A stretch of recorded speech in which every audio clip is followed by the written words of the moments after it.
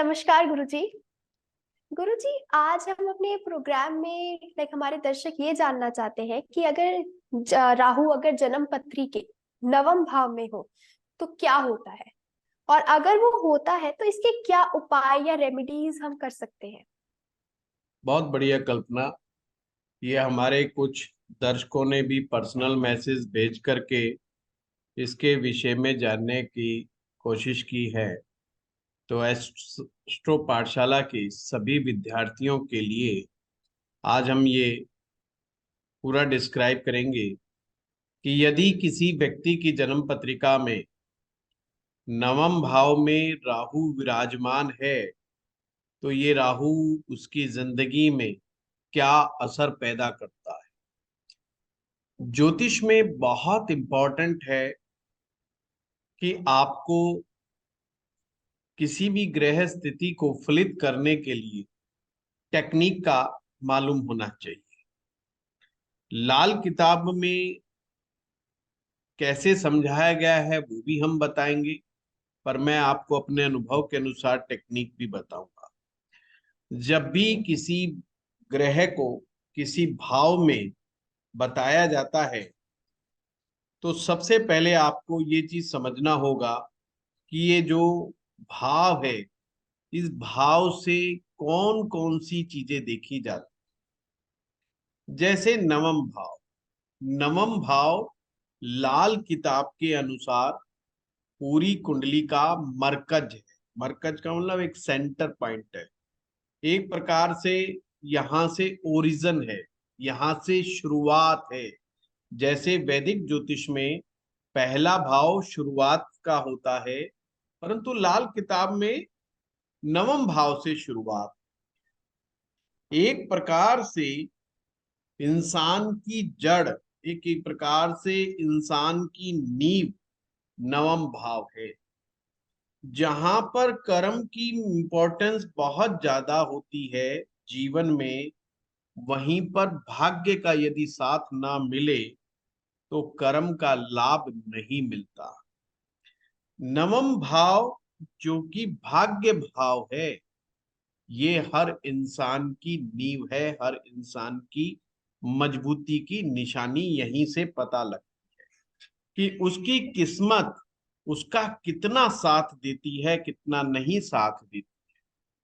और हर इंसान जो भी ज्योतिषाचार्य के पास जाता है वो आखिर यही तो कहता है कि मुझे अपनी कुंडली पढ़वानी है, पर उसे कुंडली नहीं पढ़वानी, उसे अपनी किस्मत पढ़वानी कि कब वो जिंदगी में तरक्की करेगा, वो आखिर क्या करे जिससे उसको जीवन में सफलता प्राप्त, क्या वो ऐसा ना करे जिससे ऐसा कहीं कोई काम तो नहीं हो रहा उससे जिसके कारण उसकी किस्मत का रास्ता रुक जाए, उसको अपने कर्म का लाभ ही ना मिले।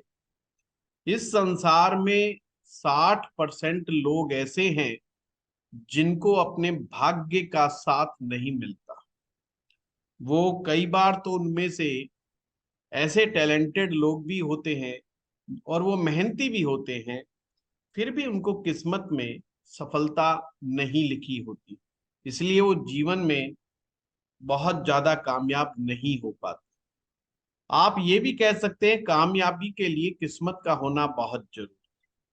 तो ये नवम भाव वही किस्मत का भाव है, और इस भाव में बैठा हुआ ग्रह काफी हद तक उस पर अपना प्रभाव छोड़ता है। राहु ग्रह को अब समझ लेना जरूरी है।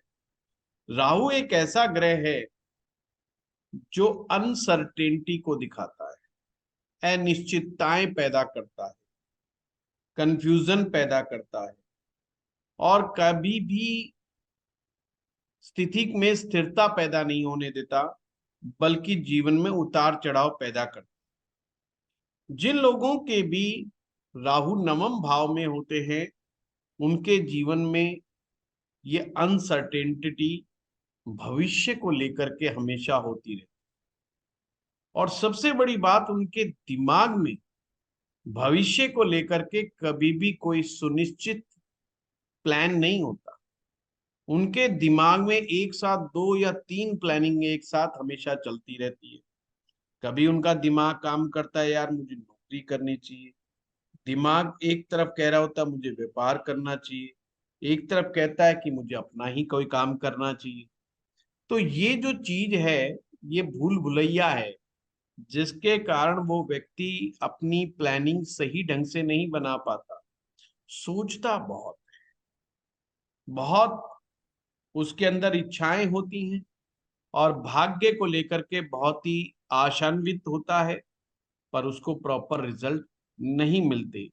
क्योंकि लाल किताब के अनुसार यदि राहु नवम भाव में बैठ जाए तो ऐसे व्यक्ति को पितृदोष माना जाता है। और पितृदोष के लिए हमारे दर्शक अन्य वीडियो भी देख सकते हैं। एस्ट्रो पाठशाला में बहुत सारे वीडियो हैं जो पितृदोष पर बनाए गए हैं। ये पितृदोष व्यक्ति के भाग्य में अस्थिरता पैदा करता है, दिमाग के ऊपर असर पैदा करता है, हेल्थ में दिक्कतें पैदा करता है, और संतान को लेकर के विशेष चिंता का विषय बनाता है। खास करके पुत्र संतान के मामले में चिंता का विषय बन जाता है। आज हम इस वीडियो के माध्यम से कुछ ऐसी चीजें बताएंगे, तो जिन लोगों का नवम भाव में राहु है, अगर वो उन चीजों की पालना करेंगे तो निश्चित रूप से उनको लाभ होगा। नवम भाव का संबंध हमारे धर्म भाव से, हमारे संस्कारों से, हमारे खानदान के संस्कारों से, हमारी धार्मिक रीति रिवाजों से इसका संबंध है नवम भाव का। जब भी राहु होता है यहाँ पर, एक तो राहु अपने धर्म को स्वीकार जल्दी से नहीं करता, या अपने ही बनाए हुए, अपने ही खानदान के लोगों के द्वारा बनाए गए संस्कार या आचार विचार से उसके विचार बिल्कुल डिफर कर जाते हैं। कई बार देखा है कि ये लोग अपने ही धर्म के, अपनी जाति के मानसिक रूप से खिलाफ हो जाते हैं। मुंह से कुछ नहीं बोलते, पर इनको अपने परिवार की, खानदान की बहुत सारी चीजें ऐसी होती है जो अच्छी नहीं लगती, और इनका इंक्लिनेशन दूसरे धर्म, दूसरी जाति, दूसरे मजहब की तरफ हो जाता है। और कई बार ये दूसरे की तरफ बहुत ज्यादा झुकाव रखने शुरू कर देते हैं। नवम भाव हायर एजुकेशन का भाव भी है। राहु यहाँ पर बैठ करके हायर एजुकेशन में बहुत सारी समस्याएं पैदा करता है। ये एक ऐसा भाव है कि जब व्यक्ति यूनिवर्सिटी में पढ़ने जाता है, कोई पीएचडी करने जाता है, तो बड़ी बाधाएं पैदा करता है, उसके दिमाग में तरह तरह के कंफ्यूजन डाल देता है, और कई बार वो हायर एजुकेशन नहीं प्राप्त कर पाता। दूसरा, 9th हाउस का संबंध मानसिक जागृति से भी है, मानसिक कॉन्शियसनेस से भी है कि वो कितना अपनी लाइफ में अलर्ट है, कितना नहीं है। ऐसे लोगों का दिमाग हमेशा चलता रहता है, इवन रात के समय। ये नींद में, ये प्रॉपर रूप से नींद भी नहीं ले पाते हैं। अब हमारे दर्शकों को ये समझना होगा, ये बात लाल किताब के हिसाब से कहाँ से निकल के आई। क्योंकि अगर नवम भाव में राहु होगा तो चांद का डिस्टर्ब होने का चांसेस सबसे ज्यादा रहे।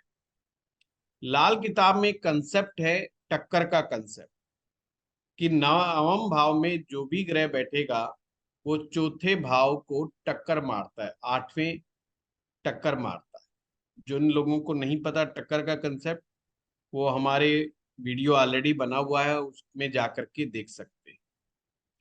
चौथे भाव पर जब टक्कर लगेगी, एक प्रकार से चांद, चांद यानी नींद, मानसिक परेशानियां, घरेलू परेशानियां, घर परिवार में कलह, ये सब चीजें राहु पैदा करने में सक्षम माना जाता है। ऐसे लोगों को चाहिए कि ये लोग वर्गाकार घर के अंदर रहे तो बहुत ही अच्छा होता है। वर्गाकार का मतलब जिसका हर एंगल 90 डिग्री के ऊपर हो, चारों कोने 90 डिग्री के हों, और जिसकी लंबाई चौड़ाई बिल्कुल बराबर हो, समान हो, उसे हम वर्गाकार कहते हैं।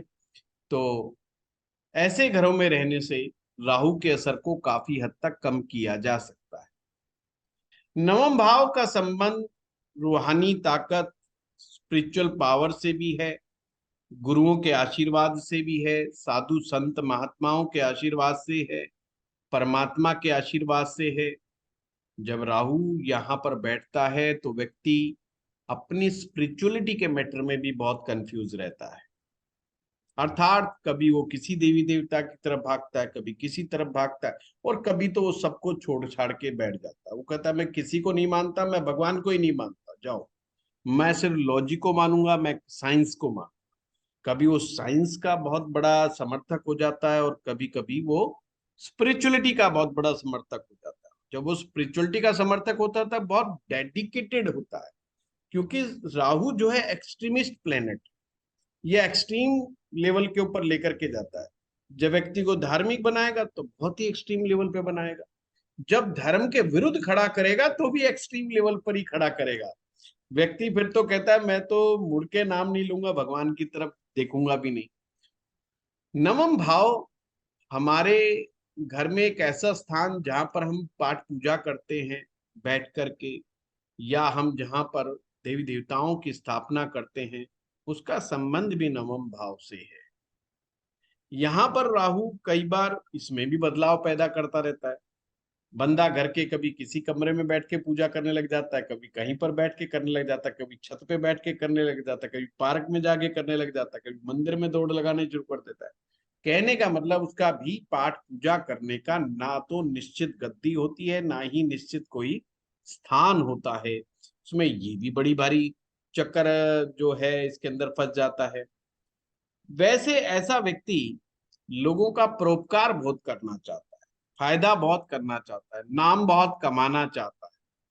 और हाँ, नवम भाव में 75% ताकत होती है लोगों का परोपकार करने की। पर राहु जब परोपकार के मामले में भी बिल्कुल वैसा होता है नवम भाव में हो तो, कि या तो वो बिल्कुल फ्री कर देगा, बिल्कुल फ्री सेवाएं करेगा, पैसा ही नहीं लेगा, और नहीं तो पैसा लेगा तो कहेगा इतना चार्ज करना लग जाएगा कि कोई सामने वाला दे भी नहीं पाएगा। तो ये बैलेंस इनकी लाइफ में ना एक बहुत इंपॉर्टेंट घटना हो जाती है। यानी कि ये अपने जीवन में बैलेंस नहीं रख पाते।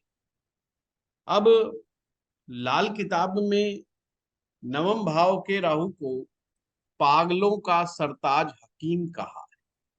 हकीम यानी डॉक्टर, और आगे लिखा है मगर बेईमान।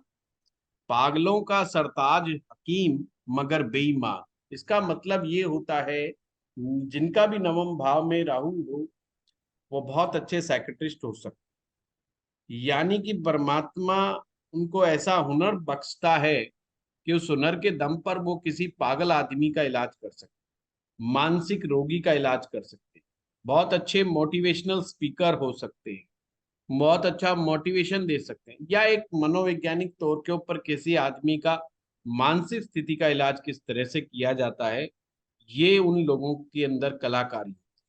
पर सावधान, ये नहीं कि हर व्यक्ति के साथ ऐसा होगा, केवल उन्हीं लोगों के साथ ये अच्छे सिम्टम आएंगे जिनका राहु नवम में तो बैठा है, पर उन्होंने राहु की उन बातों को माना है जिसमें राहु मंदा असर ना पैदा, यानी राहु का मंदा असर नहीं हो। तो ये राहु जो है उन्हीं लोगों को फायदा देता है जो जिनका जो कि धर्म कर्म को मानने वाले होते हैं, जिनका चाल चलन अच्छा होता है, वो राहु की चालों का शिकार नहीं। राहु एक प्रकार से लालच पैदा करने वाला ग्रह है, हर इंसान के अंदर लालच पैदा कर देता है, और बहुत ज्यादा लालच पैदा कर देता है। अगर वो भगवान को भी मानता है तो किसी लालच के तहत मानने लग जाता है, और वो ये सोचता है कि अगर मैंने ऐसा किया तो मुझे ऐसा फायदा हो जाए, वैसा किया तो वैसा फायदा हो जाए। पर अगर कोई ईमानदारी से इस राहु से फाइट करे और राहु को कंट्रोल करने का प्रयास करे, जब भी हम कहते हैं राहु को कंट्रोल करने का, राहु कंट्रोल कभी नहीं होता। ये हम किसी भी इतनी बड़ी ताकत को कंट्रोल करने की नहीं हमारे अंदर क्षमता होती। राहु का एक मायने समझो लालच, अपने लालच पर कंट्रोल रखना, कच्चा लालच। और खास करके हवा हवाई लालच पे तो बड़ा ध्यान रखना चाहिए। हवा हवाई लालच होता है कि कई बार स्कीमें नहीं आती कि 1 रुपया लाओ और 10 रुपए ले जाओ, है ना, कि 1 रुपए लगाओगे, जी। इन्वेस्ट करोगे, 10 रुपए का लाभ हो जाएगा। राहु नवम भाव में जिसका भी हो, उनको हमेशा ये एकदम से पैसा कमाने वाली स्कीमों से तो बहुत ही दूर रहना चाहिए। और अगर वो इन चीजों में चक्रों में नहीं पड़ेगा, शॉर्टकट के चक्रों में नहीं पड़ेगा, तो ईमानदारी से अगर पैसा कमाएगा तो नो डाउट वो बहुत अच्छा उसके जीवन में असर पैदा होगा। और वो फिर जो ये बात लाल किताब में लिखी है बिल्कुल सही जाएगी। अब इसमें आगे लाल किताब लिखती है, धर्म तेरी ढोलक या बच्चों की जाति बचेगी कहाँ तक जो हाथी से बजती। हाथी का मतलब भी राहु ही होता है। धर्म तेरी ढोलक, ढोलक दोनों तरफ से बजती है, एक सैंडविच की तरह। जब भी राहु नवम भाव में होता है, ये जीवन में धर्म के लिए मामले में, स्पिरिचुअलिटी के मामले में कई बार अपने आप को धर्म संकट में महसूस करते हैं। इनका दिल तो कहता है कि धर्म कर्म करना चाहिए, दिमाग कहता है नहीं करना चाहिए, इसलिए एक सैंडविच की तरह ये फंस जाते हैं। ब्रेन इनका बड़ा लॉजिकल ब्रेन होता है, और मतलब बिना लॉजिक जब तक इनको नहीं मिलता कोई चीज इनके बुद्धि में घुसती नहीं है। तो ये एक बड़ा, इसलिए कई बार कुछ लोगों को लगता है अरे यार ये आदमी तो बड़ा रैशनल टाइप का आदमी है, ये तो पता नहीं कैसे सोचता है, ये इसकी सोच ही किस प्रकार की हो गई है। इवन ये थोड़ा कई बार अपने बड़े बुजुर्गों से भी बहस कर लेते हैं, क्योंकि इनको अगर कोई लॉजिक समझ में नहीं आता तो ये पूरी तरीके से बहस में घुस जाते हैं। यानी ये बाबा वाक्यम प्रमाणम की बात को नहीं मानते कि जो लिख दिया सो ठीक, जो कर दिया सो ठीक, ऐसा नहीं। तो ये अपना लॉजिक लगाए बगैर नहीं मानते, परंतु दिल इनका ऐसा लगता, दिल इनका हमेशा दूसरों को देख करके, यानी कि अगर बहुत सारे इनको स्पिरिचुअल लोगों का एटमॉस्फेयर मिल जाए तो इनका दिल कहता है नहीं नहीं, स्पिरिचुअल होना चाहिए आदमी को, और हमें स्पिरिचुअलिटी की तरफ चलना चाहिए। तो इसलिए एक सैंडविच की तरह ये जो है बिहेव इनके अंदर हो जाता है। दूसरी बात कल्पना इसमें नवम भाव के राहु के साथ ये है कि कई बार ये संतान के मामले में बड़ी गड़बड़ पैदा कर देते हैं, और या तो संतान होगी ही नहीं और संतान देता नहीं। पर ये ऐसा निश्चित नहीं कि संतान नहीं हो। यहाँ पे संतान से तात्पर्य है कि पुत्र संतान के मामले में विशेष करके ये कई बार अड़चनकारी हो जाता है।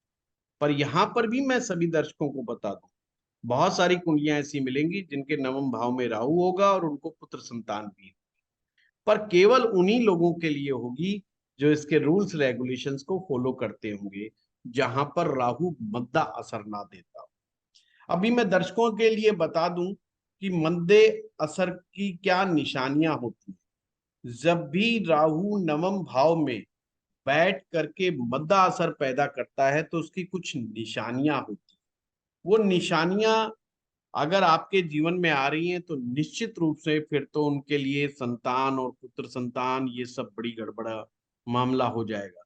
एक तो उनको कभी जी उनके घर परिवार में आपस में वैर भाव मनमुटाव अंदर खाते से, मुंह पे कोई किसी से नहीं झगड़ा करेगा, पर परिवार में 4 लोग होंगे, 5 लोग होंगे, अपना भाई होगा, माता पिता होगा, सब अपने अपनी खिचड़ी पका रहे होंगे, पर अंदर खाते से सब के विचार बिल्कुल डिफरेंट होंगे। कई बार लड़ाई झगड़े मुकदमेबाजियां भी तब्दीली हो जाती है, पड़ोसियों से मुकदमेबाजियां, और या किसी से लेन देन के ऊपर मुकदमेबाजी। बीमारी का पीछा ना छोड़, घर परिवार में बीमारी का पीछा ना छोड़ना, औलाद को लेकर के परेशानी किसी ना किसी रूप में बने रहना। मंदी छत, यानी कि छत के ऊपर कूड़ा कबाड़ा लकड़ लोहा ये अगर छत के ऊपर रखा हो तो भी राहु मद्दे की निशानी माना जाता है। दहलीज के नीचे से आपका जो आपका मेन एंट्रेंस गेट है उसके बीचों बीच में से जो गंदा पानी निकलने का जो जगह बना दी जाती है, नाली कई बार बना दी जाती है, आपने देखी होगी। और आजकल तो खैर बीच में नहीं बनाते, गांव देहात में तो बन जाती थी, आजकल उसे ऊपर से फर्श बना देते। पर दहलीज के बीचों बीच में से कभी भी गंदे पानी की नाली नहीं निकालनी चाहिए।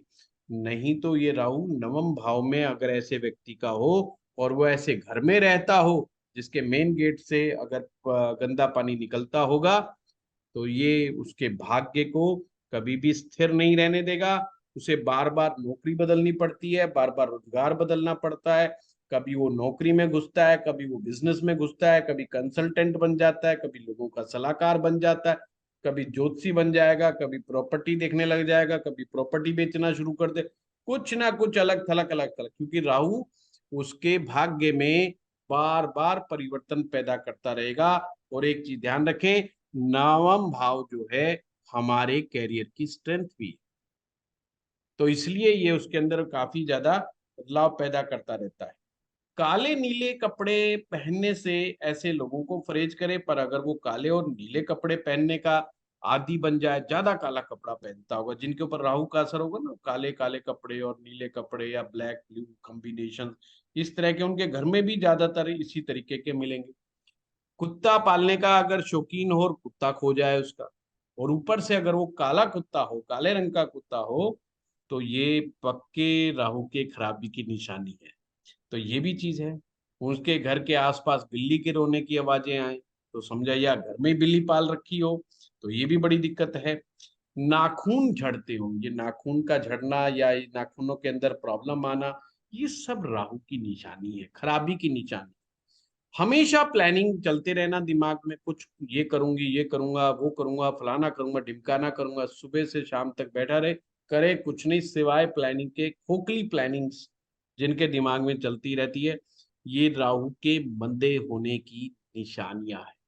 तो जिन लोगों का राहु मंदा असर देता है उनके लिए बताया कि सिर्फ उनको पुत्र संतान नहीं हो पाती है, या हो जाती है तो संतान को लेकर के हमेशा वो चिंतित रहते हैं। संतान को कोई हेल्थ में दिक्कत आएगी, कोई एजुकेशन में दिक्कत आएगी, कभी कैरियर में दिक्कत आएगी, उनके साथ ये काफी प्रॉब्लम्स आ जाती हैं।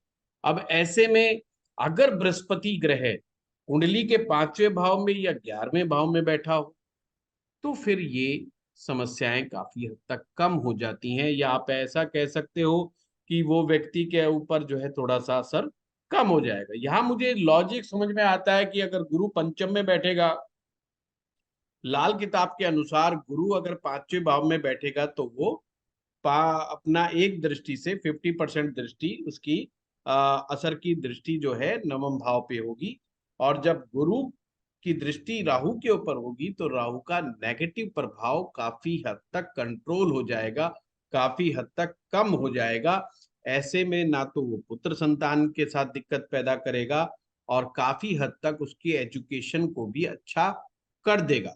अब यहाँ पर ये शर्त कि अब ऐसा आदमी मनोवैज्ञानिक सब्जेक्ट पढ़े और साइकोलॉजी का अगर एक्सपर्ट बन जाए, लेक्चरर बन जाए, प्रोफेसर बन जाए, या डॉक्टर बन जाए, तो उस व्यक्ति के अंदर बड़ी ताकत आ जाती है इन मानसिक रोगियों को ठीक करने की। दूसरी चीज, लाल किताब इससे भी एक कदम और आगे कहती है।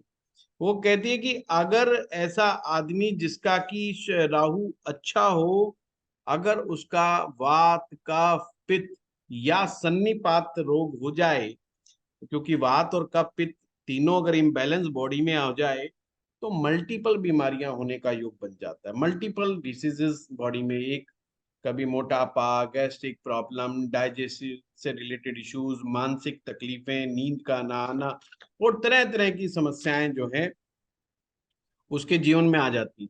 तो कहते हैं फूक मार के उसका इलाज कर दे। अब यहाँ फूक मारने से मतलब लोग कई बार गलत समझ जाते हैं कि ऐसे फूक मारेगा वो ठीक हो जाएगा। कहने का मतलब वो इतनी आसान रेमेडीज बता सकते हैं, इतनी आसान तरीके से चीजों को समझा सकते हैं कि वो जल्दी से जल्दी उनको ठीक किया जा सकता है। दूसरी बात, राहु नवम भाव में जब भी मंदा होगा, तो 9 गुना मंदा हो, और अच्छा होगा 9 गुना अच्छा हो।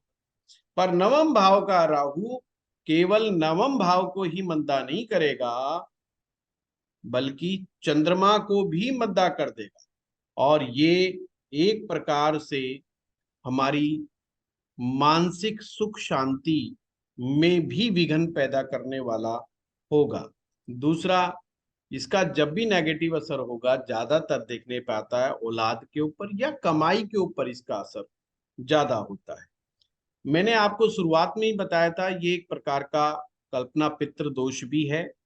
तो ऐसे में जी। पितृ दोष की शांति करवाना जो है बहुत ही जरूरी है। और हाँ, अगर कुंडली का शनि ग्रह अच्छा है तो निश्चित रूप से इनको जो काम करने होंगे वो शनि से रिलेटेड काम करना या उनसे रिलेटेड व्यापार करना ज्यादा अच्छा हो। जब भी मैं बोलूं व्यापार करना अच्छा होगा तो दर्शक आंख मूंद करके विश्वास ना करें, अपितु सबसे पहले बुध ग्रह का अध्ययन करें। और यदि आपको अभी बुध ग्रह का विश्लेषण नहीं करना आता तो अच्छे विशेषज्ञ को दिखाएं, उसके बाद ही व्यापार के अंदर घुसें, नहीं तो समस्या पैदा हो जाती है। कई बार ये मंदा राहु आ, पुत्र संतान को यानी कि पत्नी के गर्भ में ही मार देता है, समाप्त कर देता है, और ऐसा कई बार रिपीट होता है। तो अगर बच्चे घर में ही मरते हो, अगर किसी के साथ ऐसा कॉम्बिनेशन हो जाए, ये केवल राहु के 9वें में बैठने से नहीं होगा, ये और भी कई प्लैनेटरी पोजीशन से पता चलता है। अगर ऐसा हो तो उनको काले रंग का कुत्ता पालना चाहिए, और कुत्ता हो सके मर जाता है, कई बार ऐसा भी होता है कि उनके कुत्ते मर जाते हैं। तो कुत्ते मर जाएं तो तुरंत दूसरा काले रंग का कुत्ता लेके, और ये संख्या 11 तक भी जा सकती है। ये मैं आपको बता दूं, 11 टाइम बार भी ऐसा हो सकता है। अब हमें समझना ये होगा कि ऐसों को, राहु को ठीक करने के लिए हमें कुछ रेमेडीज का भी सहारा लेना चाहिए, कुछ चीजों का भी ध्यान हम लोगों को रखना चाहिए। तो उससे हमारे ये राहु नवम भाव में बैठ के कंट्रोल रहता है। और हाँ, मैं आपको रेमेडी बताऊं उससे पहले एक सूत्र मैं वर्षफल का बता दूं। यदि चौथे भाव में बैठे हुए ग्रह जब फर्स्ट हाउस में आते हैं, क्योंकि यहाँ पर स्पष्ट रूप से लिखा हुआ है कि जब ग्रह चौथे का जब तख्त पे आवे तो राहु मंदा खुद हो जाता है। यानी कि वर्ष फल के अंदर जब चौथे भाव में बैठे हुए जन्म कुंडली के ग्रह फर्स्ट हाउस में आएंगे तो नवम भाव में का जो राहु है वो मंदा असर देना शुरू कर देता है। और जब ये मंदा असर दे रहे हैं तो उस समय आपको ये उपाय करने बहुत जरूरी। हाँ, तो हमें राहु के कुछ उपाय भी साथ में करने चाहिए। कल्पना, कुछ आसान उपाय बता सकता हूँ, जो करना चाहे वो करें। अगर ऐसा व्यक्ति सिर पे चोटी रखे, चोटी के बाल रखे, आपने ब्राह्मणों की चोटी को देखा होगा, ये हमारे सनातन धर्म की परंपरा रही है। ये केवल ब्राह्मण जाति के ऊपर एप्लीकेबल नहीं था। आज से 40-50 साल पहले तो हर जाति का व्यक्ति चोटी रखता था। ये जो चोटी है ये हमारे लिए बहुत अच्छी है और हमारे राहु ग्रह के नेगेटिव इम्पैक्ट को काफी हद तक कम करती है। दूसरा, शरीर पर सोना जरूर धारण करें, चाहे सोने की अंगूठी के रूप में, चाहे सोने की चैन धारण करें, चाहे आप उंगलियों में छल्ला पहने, जैसी भी कैसी श्रद्धा है, या अपनी आर्थिक स्थिति को मद्देनजर रखते हुए हाथ में या गले में उसे सोना जरूर धारण करना चाहिए, उनके लिए अच्छा है। कुत्ता जरूर पालें, और जो लोग कुत्ता नहीं पालना चाहते तो इस संसारी लाल किताब के अनुसार 3 दुनियावी कुत्ते कहा गया है, जिसमें भांजा, दोता, दामाद, यानी कि इनकी सेवा करते रहना चाहिए, इनको कुछ ना कुछ हमेशा देते रहना चाहिए। इनकी पालना करने से भी वही रिजल्ट आ जाता है, सेम रिजल्ट आ जाता है। तीसरा उपाय है कि काले नीले कपड़े पहनने से परहेज करना चाहिए, ज्यादा नहीं पहनने चाहिए। हाँ, अगर ड्रेस हो और किसी की, मान लीजिए कोई कंपनी में काम कर रहा है, तो वर्कर है या किसी भी तरह की पोस्ट है, या कोई स्पेशल डिपार्टमेंट है जहाँ पर ब्लैक ड्रेस है, तो फिर उसकी मनाही नहीं, फिर वो उसकी अपनी मजबूरी है, उससे ग्रह खराब नहीं होता है। अगला है ससुराल से संबंध अच्छे बना करके रखे, ससुराल से संबंध ना बिगाड़े, क्योंकि राहु का संबंध हमारे ससुराल से होता है। और उन लोगों को हफ्ते में 2 या 3 दिन अपनी रसोई में बैठ करके खाना खाना चाहिए। रसोई में जो लोग खाना खाते हैं बैठ करके और सिर पर चोटी रखते हैं, उनको राहु सबसे कम परेशान करता है। ये देखो बहुत ही लाल किताब की बड़ी ब्यूटी है, कितना आसान सा उसने उपाय बता दिया। पर इसको कंटिन्यू करो, लंबे समय तक करो। कुछ लोग लाल किताब को चमत्कार के रूप में देखते हैं, मैं कहता हूँ चमत्कार है, पर सिस्टेमेटिक वे से लंबे समय तक करने से रिजल्ट आते हैं। बहुत कम कॉम्बिनेशन होते हैं जिनमें बहुत फास्ट रिजल्ट भी लाल किताब की रेमेडीज में आ जाते हैं, नो डाउट। पर हमें उसको लंबे समय तक करने से बड़े लंबे और अच्छे रिजल्ट्स मिलते हैं। किसी से मुफ्त का सामान ना लें, और खास करके बिजली के सामान में तो ध्यान रखें। और ससुराल वालों से तो भूल करके भी बिजली का सामान मुफ्त में ना लें। और चाहे दहेज में क्यों ना आया हो, दहेज में जैसे लोग एसी ले लेते हैं, कूलर ले लेते हैं, मतलब ये अप्लायंसेस जो होते हैं, टीवी ले लेते हैं अपना, ये आम जो दिए जाते हैं। पर जिन लोगों का नवम भाव में राहु है, उन्हें ससुराल से बिजली से चलने वाली चीजों को अवॉइड करना चाहिए, उनको नहीं लेना चाहिए। घर की दहलीज के नीचे से गंदा पानी का निकास हो तो उसको बिल्कुल वहां से बंद करवा करके दूसरी जगह से करवाएं। माता पिता का सम्मान करें, पिता की रेस्पेक्ट करें, पिता के साथ बना करके चलें, बड़े बुजुर्गों का आशीर्वाद लेकर के चलें, बड़े बुजुर्गों की सलाह से ही कोई भी आप काम करें, डिसीजन लें, कोई भी निर्णय लें, कोई इन्वेस्टमेंट संबंधी हो, बड़े बुजुर्गों को शामिल करें, पिता को शामिल करें। तो इस तरह से वो करने से नवम भाव का राहु नेगेटिव परिणाम कम से कम दे। साथ में कुल पुरोहित के, शिक्षक के, टीचर के, मेंटोर के पांव छू करके आशीर्वाद लें, वो बहुत जरूरी है। धर्म की अवहेलना ना, जो आपकी जड़ें हैं, जो आपकी परंपराएं हैं, जो आपके रीति रिवाज हैं, उसकी अवहेलना ना करें। और कमाई करते समय नेक नियति बना करके रखें, अपनी नियत को ना बिगाड़े। अक्सर नवम भाव में राहु होता है तो व्यक्ति गुस्सा भी जल्दी खा जाता है, ईगो भी जल्दी पाल लेता है, और कई बार कमाई के मामले में बेईमानी उसके शामिल हो जाती है। तो बेईमानी बिल्कुल भी ना रखें, किसी के साथ भी धोखाधड़ी ना करें, किसी की अमानत में खयानत ना करें। ये राहु के उपाय हैं। और साथ में माँ दुर्गा जी के पाठ, माँ दुर्गा जी को नमन करें, प्राणायाम करें। ये कुछ उपाय हैं जो मैंने आप लोगों को बताए। इनका आप, कोई भी व्यक्ति अगर इनको मानता है तो अपने राहु को, खास करके नवम भाव में जो बैठा है, उसको काफी हद तक कंट्रोल कर सकता है। अगर उसको लगता है कि उसके घर परिवार में मानसिक तनाव बना हुआ है, तो अपने पूजा स्थान में चांदी का कोई बर्तन ले लें, कोई डिब्बा ले लें, कोई डिब्बी ले लें, उसमें गंगा जल भरें, और उसमें फिर चांदी का चकोर टुकड़ा रख करके उसे अपने पूजा स्थल के अंदर, पूजा स्थल के ऊपर रख दें। ये सब करने से उनके राहु काफी हद तक कंट्रोल में आ जाता है। बाकी तो हर कुंडली बिल्कुल अलग तरीके से काम करती है, अलग तरीके से उनके उपाय होते हैं, सबके कस्टमाइज उपाय अलग अलग तरीके से बताए जाते हैं। क्योंकि किसी का हो सकता है किसी ग्रह की दृष्टि आ रही हो, किसी की किसी ग्रह की दृष्टि आ रही हो, तो अलग अलग कॉम्बिनेशंस में अलग अलग रेमेडीज बनती हैं। ये जो हम बताते हैं उपाय, ये जस्ट एक इंफॉर्मेशंस के लिए हैं, लाल किताब की फिलॉसफी को समझाने के लिए हैं। हमारे पास बहुत सारे लोग मैसेज डालते हैं कि आपने आचार्य जी बताया था, और हमने आपके वीडियो देख के उपाय करे, हमारा को फायदा हो गया। ये अच्छी बात है, भगवान का शुक्र है इन लोगों को फायदा हो गया।